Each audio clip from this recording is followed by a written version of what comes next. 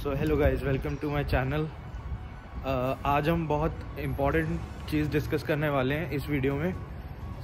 इस वीडियो को बहुत एंड तक देखना। जो लोग कनाडा आके अपने लिए डीएल अप्लाई करना चाहते हैं, ऑब्वियसली सभी करेंगे, सबको व्हीकल ख़रीदना है, सबको गाड़ी ख़रीदनी है। और यहाँ पे सबसे बड़ी बात यह है कि आप जब तक आपका लाइसेंस आपके पास नहीं है, आप गाड़ी नहीं खरीद सकते। तो सबसे पहला काम लोग आके सबसे पहले यही करते हैं कि ड्राइविंग लाइसेंस अप्लाई करते हैं। तो ये वीडियो एंड तक देखना, बहुत ज़्यादा इन्फॉर्मेटिव होने वाली है। कई लोग इंडिया से नहीं लेके आते हैं डॉक्यूमेंट्स, तो मैं वो भी बताऊंगा कि कौन से डॉक्यूमेंट्स ज़रूर लेके आना और उनके क्या फ़ायदे हैं। So let's get started.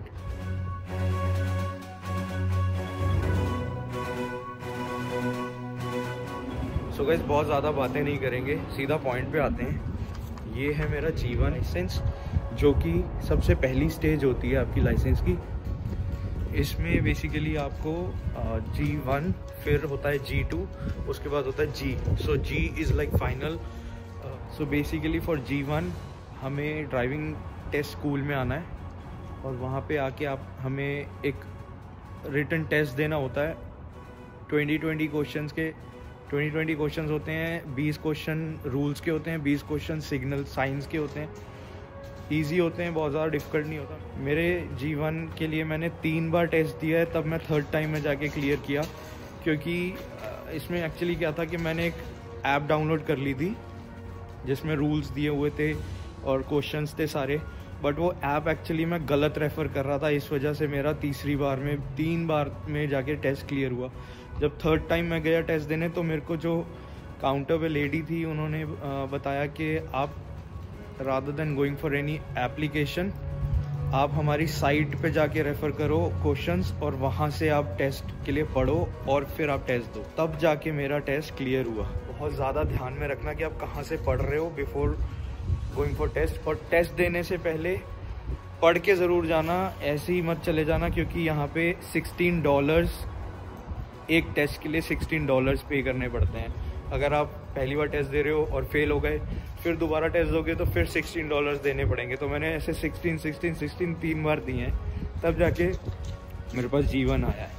So guys, the most important document जो आपको वहाँ से लेके आना है, अगर आपके पास इंडिया में या अपनी किसी भी नेटिव कंट्री की आपके पास ड्राइविंग एक्सपीरियंस है, तो आपने ड्राइविंग एक्सपीरियंस का सर्टिफिकेट होता है जिसको DL एक्सट्रैक्ट बोलते हैं, DL एक्सट्रैक्ट लेके आना है।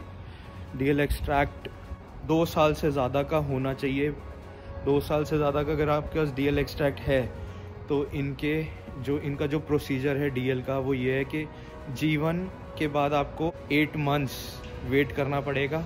उसके बाद 8 मंथ्स के बाद आपको G2 मिलेगा एंड उसके 8 मंथ्स के बाद आपको G मिलेगा। सो इट्स लाइक 10 मंथ्स या 2 साल का बीच में पूरा आपको लाइसेंस लेने के लिए वेट करना पड़ सकता है, अगर आप सिर्फ एक सिंगल डॉक्यूमेंट नहीं लेके आते इंडिया से। तो DL एक्सट्रैक्ट बहुत याद से रख लेना, बहुत ज़रूरी है। एंड गाइस, मेक श्योर जो आप इंडिया से DL लेकर आ रहे हो, उसके ऊपर चिप हो। सो गाइस, ये मेरी पेमेंट रिसिप्ट है। आप इसमें मैं आपको दिखाता हूँ। ये देखो, नॉलेज टेस्ट के लिए मैंने $16 पे किए हैं और ये आपके चलते रहेंगे जब तक आप टेस्ट क्लियर नहीं कर दोगे, तब तक आप 16 पे करते रहोगे। जब आप टेस्ट के लिए फ़र्स्ट टाइम अप्लाई करोगे, so they will charge you like something around $106, जिसमें से $90 आपके वन टाइम पे है फॉर द लाइसेंस फीस और $16 आपकी नॉलेज टेस्ट है। अगर आप फर्स्ट टाइम में इसको क्लियर कर लेते हो तो वेल एंड गुड है। अच्छा रहेगा कि पढ़ के आओ, बहुत इंपॉर्टेंट है। नहीं तो $16 देते नुकसान हो जाता है काफ़ी यार। क्योंकि अगर आप फर्स्ट टाइम अगर लगोगे भी, तो 1 घंटे के आप $16 कमा रहे हो, तो वो आप लगा लो 2 3 4 घंटे की पे आप यहाँ पे उड़ा दोगे, उसका कोई फ़ायदा नहीं है। और गाइस, अभी मेरे को जैसे G1 सर्टिफिकेट मिल गया है, तो अब मेरा नेक्स्ट था, मेरे लिए एक प्लस पॉइंट ये है कि मेरा DL एक्सट्रैक्ट 9 ईयर्स का था जो मैं इंडिया से लेकर आया था। तो अब मेरे को सीधा यहाँ से G1 के बाद सीधा G देना है। एक टाइम का जंप मैं ले सकता हूँ, अदरवाइज़ अगर मैं अपकमिंग G एग्ज़ाम में फ़ेल हो जाता हूँ, जनरली उसमें होता कुछ नहीं है, आपको ड्राइव करके दिखाना होता है। आपके साथ एक एग्ज़ामिनर बैठा होगा वो आपका ड्राइविंग टेस्ट लेगा। तो आपको एक हाईवे के ऊपर चला के पूरा रूल्स के साथ चला के वापस गाड़ी लेके आनी होती है। तो ये 15-20 मिनट का टेस्ट होता है, जनरली कर लेते हैं लोग। पर मेक श्योर कि आप जी देने से पहले भी अपनी रोड साइंस वगैरह और आप कैसे चला रहे हो, तो कोई किसी फ्रेंड के साथ कार में बैठ के एक बार घूम के देख लो कि कैसे रूल्स कैसे होते हैं, कैसे फॉलो करने हैं, वो बहुत ज़रूरी है। अब अगर आप DL एक्सट्रैक्ट लेके आ रहे हो अपना, तो आपके 8 महीने G1 से G2 के बीच में 8 महीने और G2 से G के बीच में 8 महीने वो बच जाते हैं। तो आपको इमीडिएट मिल जाता है। अब जैसे मेरे को आज G1 मिल गया और मेरा आज ट्यूसडे है और उन्होंने थर्सडे का मेरा जी का टेस्ट बुक कर दिया, क्योंकि थर्सडे के बाद नेक्स्ट जो डेट अवेलेबल थी वो सितंबर में थी।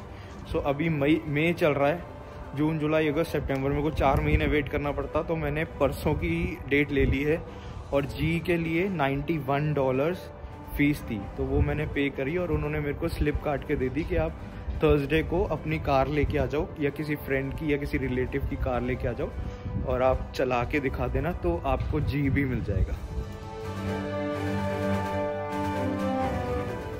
Good morning guys. सो आज हम आए हैं ड्राइविंग टेस्ट जी टेस्ट देने, और ये कार है जिसमें मैं टेस्ट करूँगा। ये कैमरी है, टोयोटा कैमरी। इस पे आज मैं टेस्ट दूंगा अपना ड्राइविंग टेस्ट, और अभी मेरा आधे घंटे में टेस्ट स्टार्ट होने वाला है। सो लेट्स सी क्या होता है।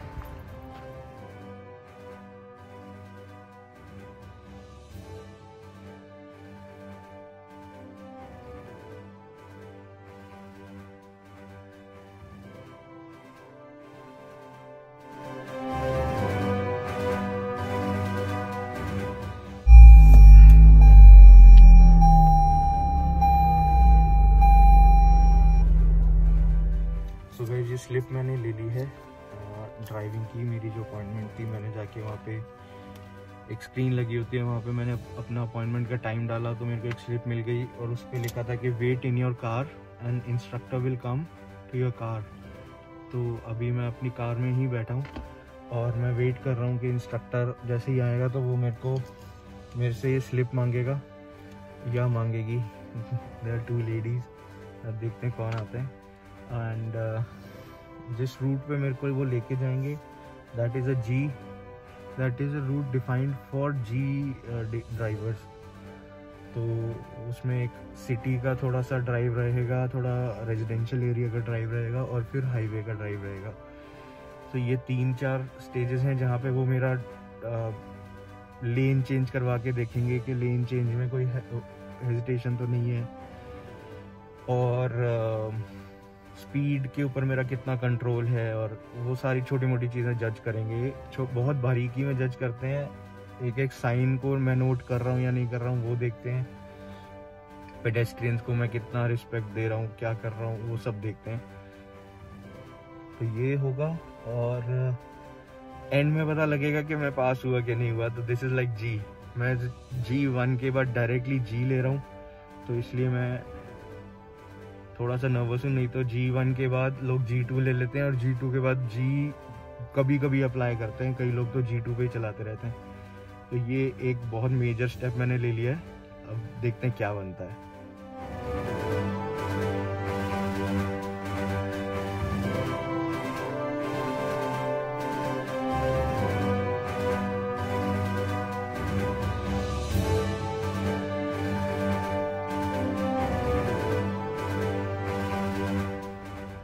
So guys, guess what? I got my G driving license, and it's a great feeling man. बहुत मस्त था, बहुत बढ़िया था। मैंने एक एक चीज़ फॉलो करी ड्राइविंग करते हुए, एंड मेरे को एंड में थोड़ा सा आके एक छोटी सी गलती हुई, तो उसमें उन्होंने इंस्ट्रक्टर ने मेरे को फिर पार्किंग में बिठा के बताया कि आपने ये गलत किया, आपको पीछे से कोई हिट कर सकता था, आप वेट कर रहे थे। तो फाइनली उन्होंने दे दिया मेरे को, and she said you passed in the test.